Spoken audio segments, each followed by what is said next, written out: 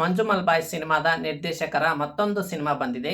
ಈ cinema emotional ಮತ್ತು suspense ಮೂವಿಗಳನ್ನ ನೋಡುವವರಿಗೆ ಖಂಡಿತ ಇಷ್ಟ ಆಗುತ್ತೆ. ಜೈಲಿನ ಗೋಡೆಗಳ ನಡುವೆ ಆರಂಭವಾಗುವ ಈ ಕತೆ ಬಾಲನ್ ಎಂಬ ಹುಡುಗ ಮತ್ತು ಅವನ ತಾಯಿಯ ಬದುಕಿನ ಸುತ್ತ ಸುತ್ತುತ್ತೆ. ಪ್ರತಿಯೊಂದು ಕ್ಷಣದಲ್ಲೂ ನೋವು, ಪ್ರೀತಿ ಮತ್ತು ಬದುಕಿಗಾಗಿ ನಡೆಯುವ ಹೋರಾಟವನ್ನ ಈ ಸಿನಿಮಾ ತುಂಬಾ ನೈಜವಾಗಿ ತೋರಿಸುತ್ತದೆ. ಮೂವಿ ಹೆಸರು ಬಂದು ಬಾಲನ್ ದಿ ಬಾಯ್ ಅಂತ. ಇಲ್ಲಿ ದೊಡ್ಡ ದೊಡ್ಡ ಆಕ್ಷನ್ಗಳಿಲ್ಲ, ಅತಿಯಾದ ಹೀರೋಯಿಸಮ್ ಇಲ್ಲ, ಆದರೆ ಹೃದಯಕ್ಕೆ ನೇರವಾಗಿ ತಾಗುವ ಭಾವನೆಗಳಿವೆ. ಟೆಕ್ನಿಕಲ್ ಆಗಿಯೂ ಸಿನಿಮಾ ಚೆನ್ನಾಗಿದೆ. ಜೈಲಿನ ವಾತಾವರಣವನ್ನು ಸೆರೆ ಹಿಡಿಯುವ ಸಿನಿಮಾಟೋಗ್ರಫಿ ಕಥೆಯ ಭಾವನೆಗಳನ್ನು ಇನ್ನಷ್ಟು ಪರಿಣಾಮಕಾರಿಯಾಗಿ ತಲುಪಿಸುತ್ತೆ. ಬ್ಯಾಕ್ಗ್ರೌಂಡ್ ಮ್ಯೂಸಿಕ್ ಅನೇಕ ದೃಶ್ಯಗಳಲ್ಲಿ ಎಮೋಷನಲ್ಗಳನ್ನು ಎಲಿವೇಟ್ ಮಾಡುತ್ತದೆ.